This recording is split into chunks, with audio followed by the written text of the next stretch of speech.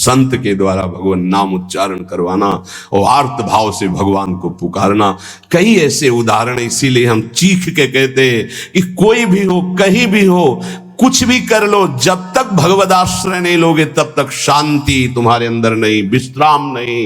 ये चिंता, शोक, भय, मृत्यु तुम्हें दंड देके रहेगी, तुम्हें त्रास देके रहेगी। हम ये नहीं कहते कि भजन करने वालों को रोग नहीं आता, दुख नहीं आता, विपत्ति नहीं आती, लेकिन 100 ग्राम विपत्ति 1 किलो संपत्ति क्या करेगी? 100 ग्राम विपत्ति का दुख हो, 1 किलो संपत्ति का सुख क्या करेगी? कौन सी आनंद संपत्ति? ये तो दुख गणना में ही नहीं है उस सुख के आगे, लेकिन हम तुम्हें इशारे में बता रहे हैं। ये जबान ऐसी दृढ़ता को प्राप्त हो जाए, बोलेगी तो राधा, नहीं तो कट जाए। रसनाद्या तव गुण, केवल आपकी बात बोले, नहीं तो ये नष्ट हो जाए। मुझे ऐसी जिह्वा नहीं चाहिए जो आपसे भिलक बात करे। दृढ़ियो, मुझे दृढ़ कर दो इस वाणी को, मेरी रसेंद्री को आपका उच्छिष्ट पाए, मेरी वाकेंद्री को आपका गुणगान करे, बस मुझे नहीं चाहिए और कुछ। राधा राधा राधा, क्या दुर्लभ रह जाएगा, क्या चाहिए? पलक झपकने को निमेष कहते हैं। इतने में राधा के प्रीतम ने अनंत ब्रह्मांडों का सृजन कर दिया।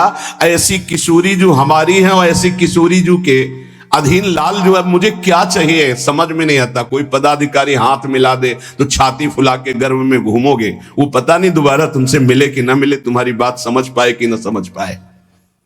और अनंत ब्रह्मांडों के स्वामी को अधीन रखने वाली प्रिया जो कह रहे तू मेरा है, तभी हमारे हृदय में निकलता है हमारे माई श्यामा जी को रात। ध्यान रखना, अगर प्रियाजू ने स्वीकार न किया होता तो वाणी से नहीं तुम बोल सकते कि मेरी प्रियाजू।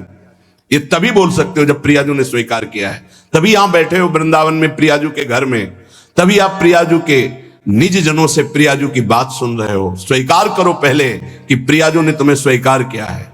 हे स्वामिनी जू, मुझे ऐसी दृढ़ता दे दो, निर्माणा भवतु रसनाद्या तव गुणई, मेरी जबान अनन्य हो जाए, केवल राधा यश गान करे, राधा बोले।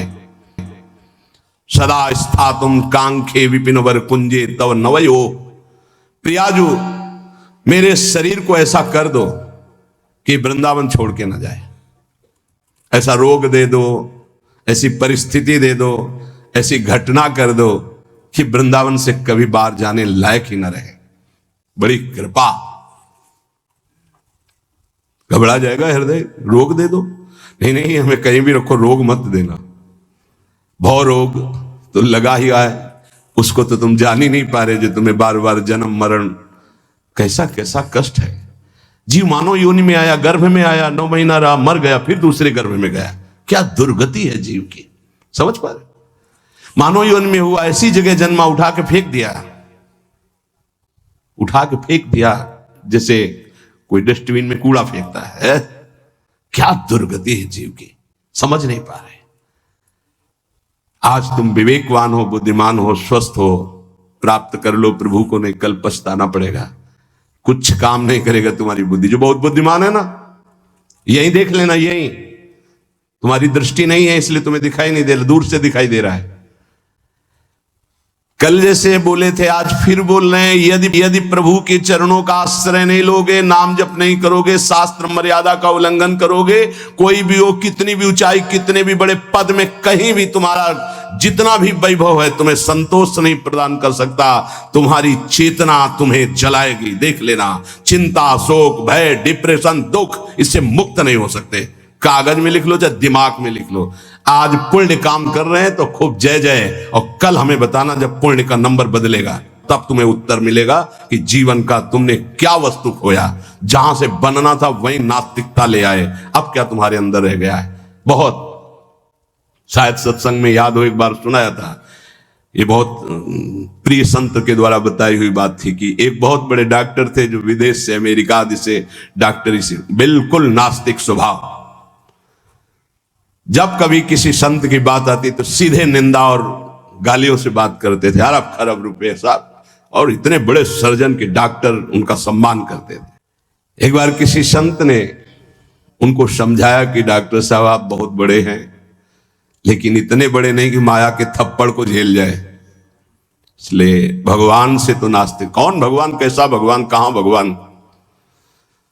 तो उनका एक बार जीवन में मैं स्वयं मिलूंगा आपसे आकर। संतों का स्वभाव होता है बहुत जिद्दी। एक बार मैं आपके दर्शन करूंगा आके और आपसे यही प्रश्न करूंगा। आज मैं नोट कर लेता हूं आपका प्रश्न और उत्तर मैं उस समय दूंगा आकर के। फिर कुछ वर्ष बाद हमको वृंदावन में मिले थे, शिहोम आश्रम के सामने परिक्रमा मार्ग में बैठे हुए थे, बड़े उच्च कोटि के महात्मा, बड़े छद्म भेषधारी, कोई जान न पावे। तब उन्होंने बताया था उनका कुछ समय बाद एक्सीडेंट हुआ, मेरुदंड 6 जगह से टूट। मेरुदंड, अब हालत जानते हो मेरुदंड टूटने वाले की क्या होती है? जिंदा मरा हुआ आदमी, मरा हुआ तो ठीक है, लेकिन जिंदा मरा हुआ आदमी, जब उनको ये पता चले वो गए अस्पताल में। कहा डॉक्टर साहब पहचाना? रो पड़े, धीरे से बोले बचा लो। तो कहा अब तो गुंजाइश नहीं है, अब तो अकर्म लागू हो गया, अपना दंड देने में अब नहीं हो सकता। अब एक बात कहूं, अंतिम बना लो अगर तो नाम जपना। बोले बोल दो, कुछ भी नाम बोल दो, कुछ भी बता दो। अब मैं मान गया कि कोई ईश्वर है जिसके आगे किसी की नहीं। अब मैं किसी काम का नहीं रह गया, मेरी सब पढ़ाई लिखाई डॉक्टरी व्यर्थ हो गई, मेरा जीवन अब मृत्यु शैया पे पड़ा है। बोले अब बोलो राम, अब बोलो। हमें लगता है उन डॉक्टर के ऊपर बहुत कृपा पहले से ही हो गई थी, तो ये परिस्थिति आई और अंतिम बन गया।